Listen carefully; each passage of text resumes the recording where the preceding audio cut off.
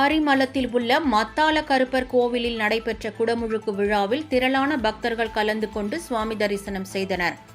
புதுக்கோட்டை மாவட்டம் ஆரிமளத்தில் உள்ள அடைக்கலம் காத்தார் மற்றும் மத்தாள கருப்பர் கோவிலில் நடைபெற்று வந்த புனரமைப்பு பணிகள் நிறைவு பெற்றதை அடுத்து குடமுழுக்கு விழா இன்று வெகு விமர்சையாக நடைபெற்றது. அப்போது யாகசாலையில் வைத்து பூஜிக்கப்பட்ட புனித நீர் அடங்கிய கலசங்கள் மேளதாளங்கள் முழங்க ஊர்வலமாக எடுத்து வரப்பட்டு விமான கலசங்களுக்கு நன்னீராட்டு நடைபெற்றது. இதனைத் தொடர்ந்து மூலவருக்கும் பரிவார தெய்வங்களுக்கும் நன்னீராட்டும் தீபாராதனையும் நடைபெற்றது. இதில் சொக்கநாதப்பட்டி மற்றும் அதன் சுற்று வட்டார பகுதிகளைச் சேர்ந்த ஏராளமான பக்தர்கள் கலந்து கொண்டு சுவாமி தரிசனம் செய்தனர்.